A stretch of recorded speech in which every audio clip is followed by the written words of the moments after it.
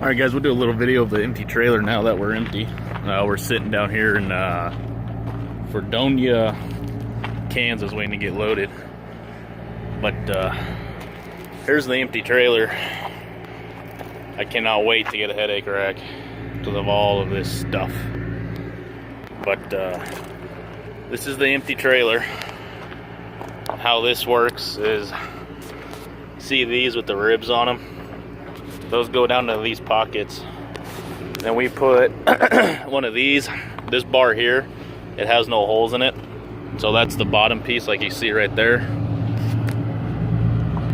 So yeah, you see there, doesn't have no holes in it. Then we put this one on top of it. But that's basically it. And oh yeah, the middle, they've got these pockets in them with those inserts. Because we put, let's see, that goes into there, and that supports the hull of the boat in the middle here. But yep, that's basically it. All right, we're heading over to pick up our second load, but first time loading at Cobalt. I'm here in Fredonia, Kansas. This is 47 that we're looking at right here that we're getting ready to turn left on.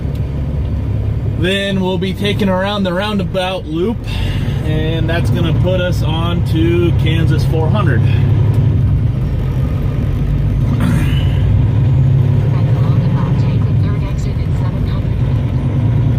These roundabouts suck.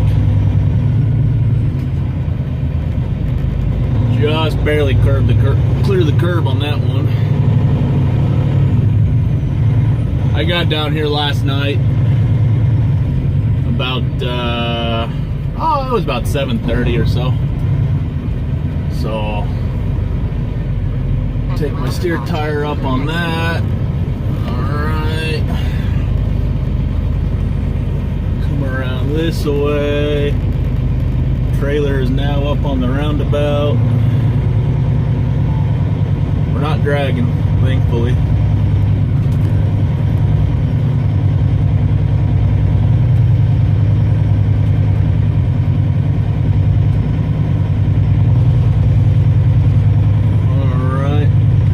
Get the truck washed yesterday. There we go. I hate this. This is so stupid. Why put a damn curb right in the middle of this crap? It makes it very difficult with these types of trailers. Alright, 9 miles until we turn left.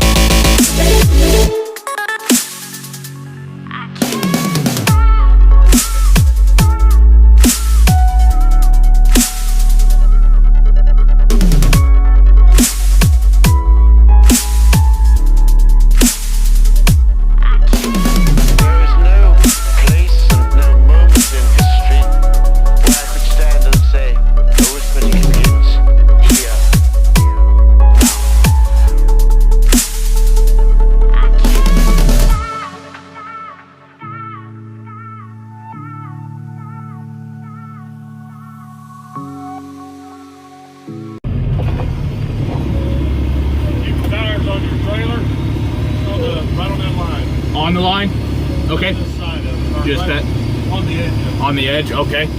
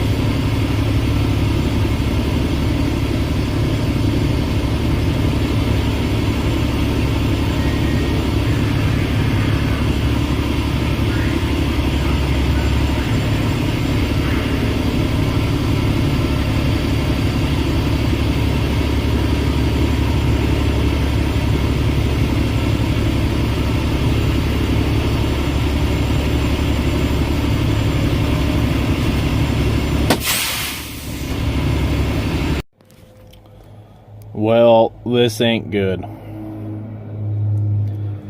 I don't know if we'll be able to see the sign. Oh, there it is. Let's see if this thing will focus. There it is. Look where I'm at.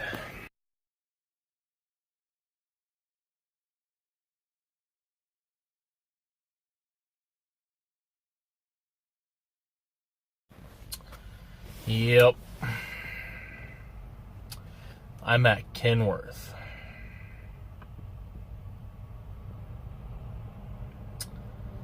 Not good. Now I got a check engine light on. Not what I needed. Not at all. It's currently 2:05 in the morning. I think it's Thursday. Yeah, it's Thursday. So, got loaded. Went over there, as you saw, about 1 o'clock or so. Got in there. Got the first boat all strapped down. I'm probably going to record next time I go in there. But anyways, got loaded. First boat we got on is a 25-foot surf. They call it an R5 surf boat. It's like that one in the previous video, that WSS, the one in the middle. Excuse me. The one in the middle, that white one, that white WSS that was in the belly of the trailer on my last load. I got that up on the nose of the trailer. Then I've got an A28, which is a 28-foot, I don't know if you can call it a cruiser or, I don't know. It's completely wrapped, though. You can't see anything on it. So, only got those two. One's going to Georgia, and the other one I'm dropping off in South Carolina because it's going to Switzerland. So, but the check engine light was a big downer. Luckily, I got down here just about into my clock. So, you know, not a huge deal, but it is a huge deal because I should be back there sleeping right now or editing a different video. Service writer was saying it's like an I can scan or I can something. I can something. And I'm like, what the heck is that? I never heard of that before. He goes, well, there's like 36 sensors that it could be, or it could be the wiring harness. I know a wiring harness on one of these is about $6,000. So, and to top it off, my warranty just expired. But hey, it is what it is. It's part of owning your own truck. That's unfortunately the risk that you take as an owner-operator. It's a big gamble. It's a huge gamble. You don't know when these are gonna break. You don't know when they're gonna leave you stranded. You just don't know, and it's always good to have money saved up for events like this. And that is half the reason why I left CFI, because it was getting to the point where I was starting to dip into money that was saved up for events like this. But anyways, we'll get it fixed. We'll get back on the road. They're hoping to pull me in here in a couple minutes, maybe an hour probably. But yep, that's all I got for right now. Truck was pulling great until the check engine light came on. It was kind of weird how it happened, to be honest with you. I was on the phone with my folks, and I was checking my mirrors, and I happened to look in the right, and then I looked in the left again because there was another car coming up. So I wanted to make sure, that they're not being stupid and all over the road and coming into my lane, impeding my lane. So, I was kind of watching that car, and I happened to look back on the road again to, get my vision and get the picture of what's going to be coming up in the next couple hundred feet, couple thousand feet, 5,000 feet, And happened to look down towards the zipper, and there was a dead animal, some type of roadkill there. And I'm like, well, I'm not going to hit it, and I had plenty of room to scoot over. Well, I made like a quick maneuver over to the right, and as soon as I did that, my check engine light came on. I'm like, what is this? Check engine light came on, check engine light with the wrench came on. I'm like, are you flipping kidding me? There's no way I hit that thing. I cleared it. I even watched the trailer go by it with 4 or 5 inches to spare. So about 500 feet later, the check engine light with the wrench went away, but the check engine light, the normal check engine light, stayed on. So finally get stopped somewhere, shut the truck down, pop the hood, don't see nothing. There's no oil anywhere, there's no antifreeze anywhere, there's nothing besides a normal operating truck like I've known for the last however long, Nothing wrong with anything on this truck. And closed the hood, went inside, used the restroom, came back out. I figured, letting the truck cool down a little bit, let it kind of sit would help. It didn't.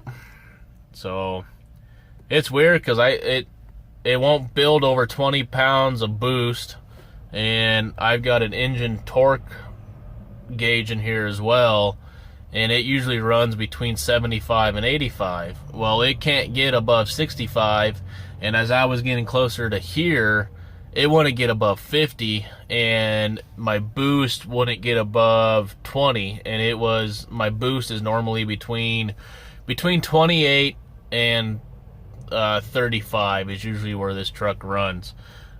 It wasn't getting over 25. Then when I got closer here, it would not even come close to 20. I mean, maybe 15 or 18 pounds. So, but, yep, that's all I have for now. Guys, be safe. God bless. And we'll see you out here. All right, we're 4 miles away from, let's turn that off. Anyways, we're about 4 miles away from our dealer. We are currently on 985 heading north. We get off at exit 8, then go left, or for some of you, west. I'm running away from this pain. I'm trying to find a new way where the sun's shining down on my face. I'm running away. You're in a toxic relationship. Time to be free.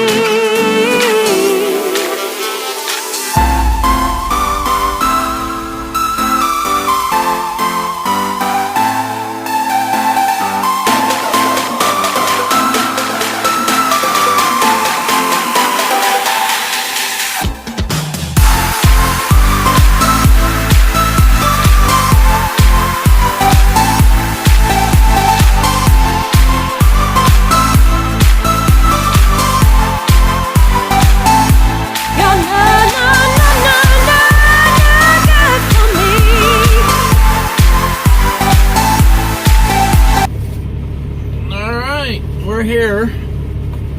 Gotta go walk in and check in. Hopefully we can get in front of this guy. That'd be nice, huh? I doubt it though, but he was here first, so.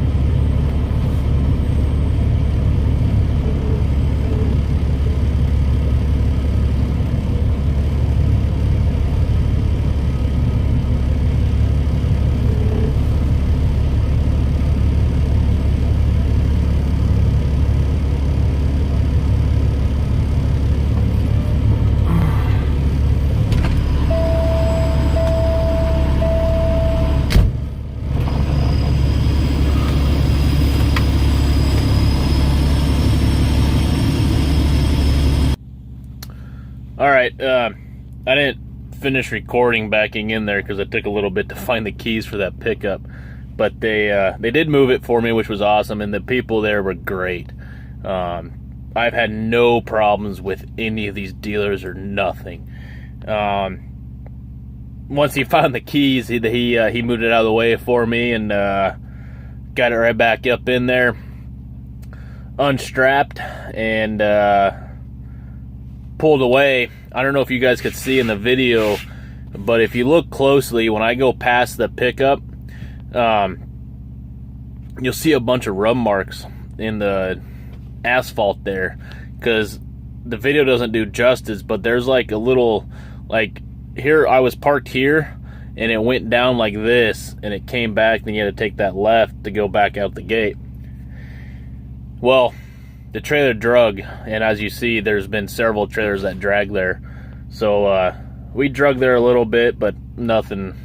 I mean, the guy even told me, he goes, when you pull out of here, he goes, you'll drag, just don't stop. Okay, so did that, got out of there real good. Actually, then when I was reeling up my, folding up my straps and putting away my ratchets and doing the paperwork, the hoist, the crane, broke, and the boat was just sitting there dangling in the air, swaying back and forth. So I'm very glad that it broke after they got it off my trailer and I was able to pull forward. But as I was sitting there reeling up the straps, they did get it working again. So let's continue with the video.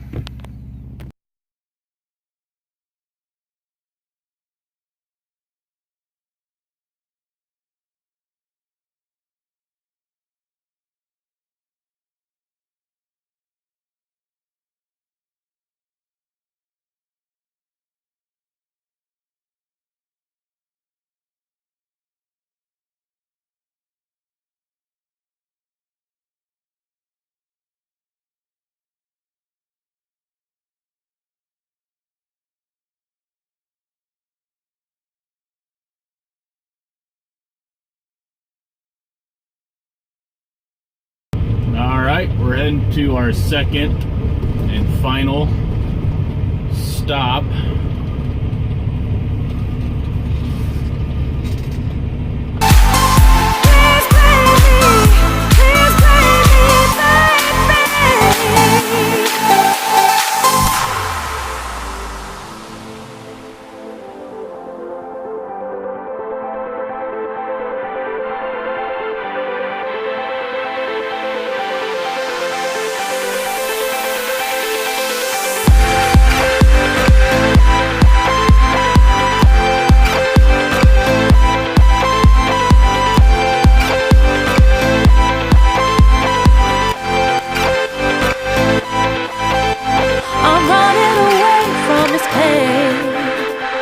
Trying to find a new way where the sun's shining down on my face. I'm running away. You're in a toxic relationship. Time to be free.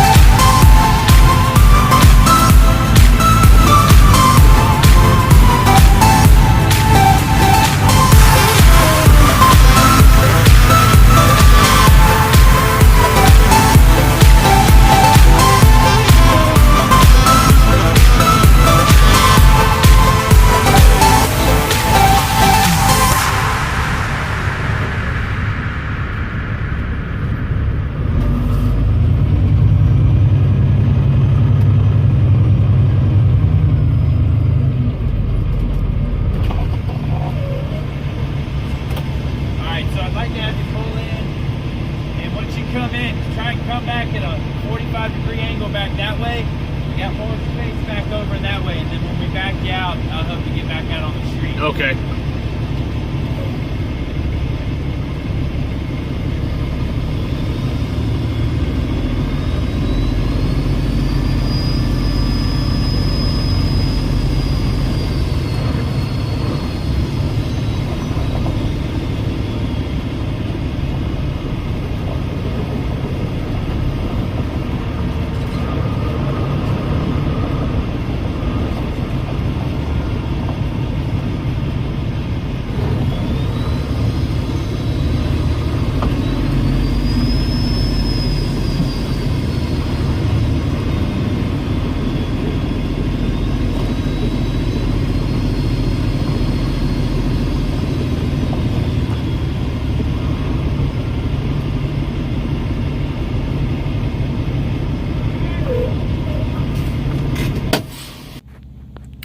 All right, well, as you guys see, the second one was pretty interesting as well, but got in there, and real nice guy.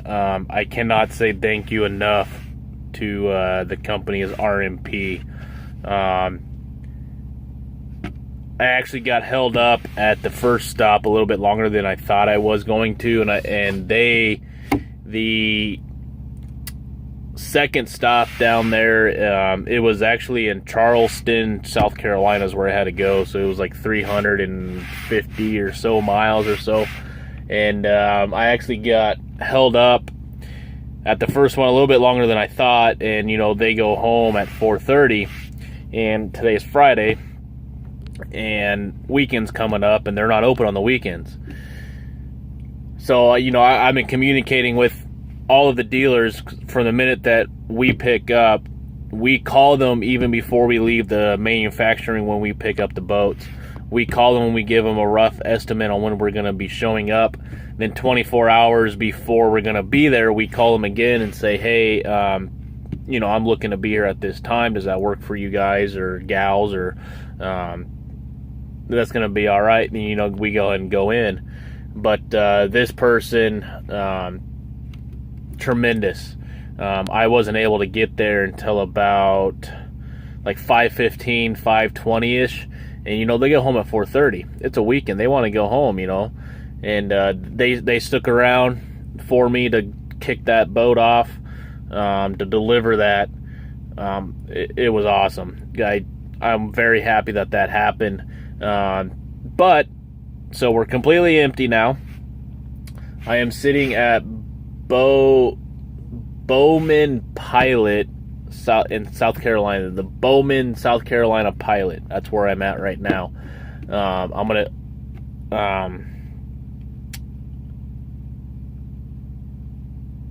the boss called me, and because I was planning on going back to Cobalt, back in Kansas, about 1,200 miles from here, back to Kansas, and get something, you know, going down to Texas, then go back to Cobalt, and then get something going up to the Northwest, so I can go home for Christmas. Well, he called me up, and he goes, you know, we started chit-chatting, you know, just shooting the breeze, and he goes, you feel comfortable going somewhere else?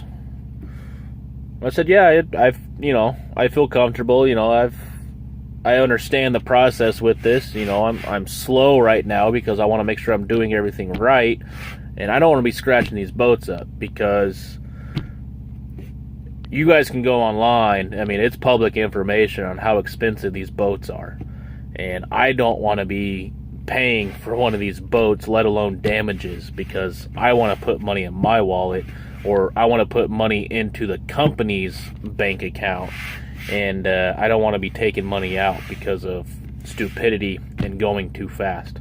So anyways, he says, okay, that would work perfect. He goes, where are you at? And I says, I'm about 5 miles from dropping this boat off. He goes, okay, I'll make this quick so that you can get in there and get out. He goes, I got a load picking up at Malibu. Malibu is on the west side of Knoxville. I got a load sitting there, or 2 boats that need to be picked up Monday. And one's going to Lubbock, Texas, and the other one's going to Santa Fe, I believe he said, New Mexico. So Texas and New Mexico, then I'll go home for Christmas and come back out. But that's where we're heading. So it's going to be awesome, because my deadhead went from like 1,100, 1,200 miles down to 400. So I'm very excited for that. I'm excited to see Malibu manufacturing place and see what these boats have to offer. And yeah, we'll keep on trucking out here. So for those of you that stayed along for this long video, thank you. I appreciate you guys. I really do. Hope you guys are enjoying the videos, enjoying the new content. Excuse me. But yeah, things are looking up. Quick update: what happened to the truck? basically what happened was they troubleshooted the truck. The fault codes that actually came up when they hooked up the other scanner to the truck, it came up as a code 559 or 519 or something. It was fuel pressure. There was not enough fuel pressure in the system to generate the power that this engine is capable of making, so it was basically derating me. They did a pressure test on the on the fuel system. Everything was fine from the fuel filter passed. Everything was fine. They pulled about, I don't know, quite a bit of fuel out of my fuel tanks, and they did some tests on it. And as they were doing that, unfortunately, they found some metal shavings in the fuel tank. So I don't know if that's from just getting fuel wear and tear. He was telling me it could be from the fuel pump, which I was sitting there thinking, well, the fuel pump is on the engine. It's a mechanically driven fuel pump. So he was telling me, because I know Cummins has a bad thing with these fuel pumps, with them basically exploding and sending all of that material through your engine. Well, it's already past the fuel filter, so if metal shavings is getting into my tank, I don't foresee how it's being the fuel pump. But he said it was nothing to worry right now. There was, very little metal particles in there, but there was still metal, and obviously I need to find the source before something major goes wrong. But it basically, they changed the two fill filters on here, and charged me over $500 basically, because diagnostic and all that, which is fine. Basically, I must have got fuel at a bad place or something. So right now I'm running Lucas fuel additives right now to kind of clean up the tanks, because they did suck out the bottom of my tanks to get some of the crap out of there, which was awesome. But I'm running the Lucas fuel additive right now in it, and I'm not seeing much of improvement. But it's not going to happen in a day, so it's going to take some time to clean everything out. I understand that. But we got a PM coming up on this, so we're going to do a PM as well, and I'm going to change the fuel filters again. This thing, it's basically life.